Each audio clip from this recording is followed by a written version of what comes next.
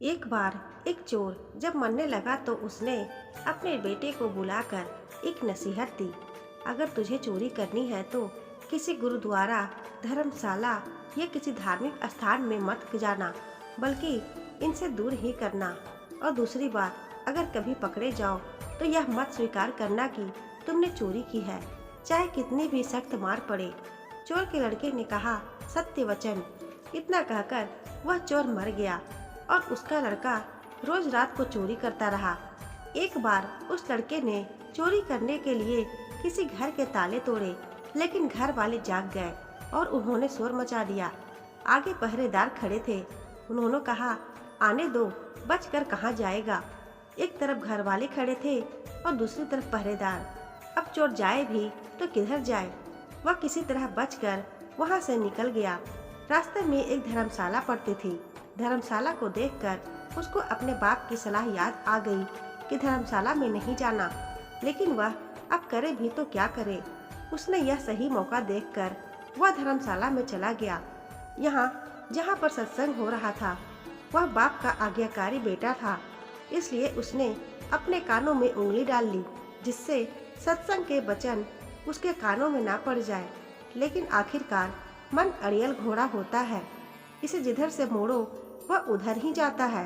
कानों को बंद कर देने के बाद भी चोर के कानों में यह वचन पड़ गए कि देवी देवताओं की परछाई नहीं होती। उस चोर ने सोचा कि परछाई हो या ना हो, इससे मुझे क्या लेना देना। घर वाले और पहरेदार पीछे लगे हुए थे। किसी ने बताया कि चोर धर्मशाला में है। जांच पड़ताल होने पर वह चोर पकड़ा गया। पुलिस ने चोर को बहुत मारा, लेकिन उसने अपना अपराध स्वीकार नहीं किया। उस समय यह नियम था कि जब तक मुजरिम अपराध स्वीकार न कर ले तो सजा नहीं दी जा सकती। उसे राजा के सामने पेश किया गया। वहाँ भी खूब मार पड़ी, लेकिन चोर ने वहाँ भी अपना अपराध नहीं माना। वह चोर देवी की पूजा करता था, इसलिए पुलिस ने एक ठगिनी को सहायता के लिए बुलाया। ठगिनी ने कहा कि मैं इसको मना लूंगी। उसने देवी का रूप धरकर 2 नकली बाहें लगाई, चारों हाथों में 4 मिसाल जलाई और नकली शेर की सवारी की। क्योंकि वह पुलिस के साथ मिली हुई थी, इसलिए जब वह आई तो उसके कहने पर जेल के दरवाजे कड़क कड़क कर खुल गए। जब कोई आदमी किसी मुसीबत में फंस जाता है तो अक्सर अपने इष्ट देव को याद करता है। इसलिए चोर भी देवी की याद में बैठा हुआ था कि अचानक दरवाजा खुल गया और अंधेरे कमरे में एकदम से रोशनी फैल गई।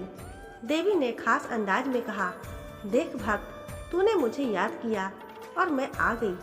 तूने बड़ा अच्छा किया कि तुमने अपना अपराध स्वीकार नहीं किया। अगर तूने चोरी की है तो मुझे सच सच बता दे, मुझसे कुछ भी मत छुपाना। मैं तुम्हें फौरन आजाद करवा दूंगी। चोर देवी का भक्त था।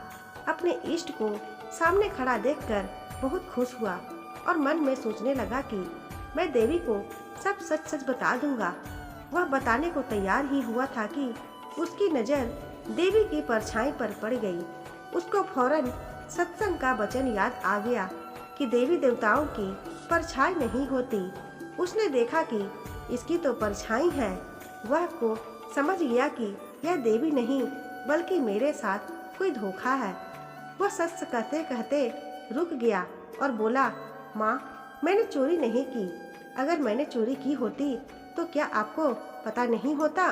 जेल के कमरे के बाहर बैठे हुए पहरेदार चोर और ठगनी की बातचीत नोट कर रहे थे।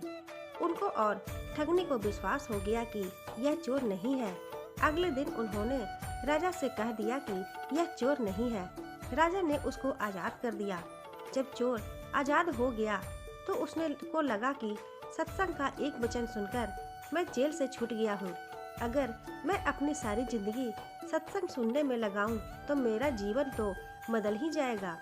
वह अब प्रतिदिन सत्संग में जाने लगा और चोरी का धंधा छोड़कर महात्मा बन गया।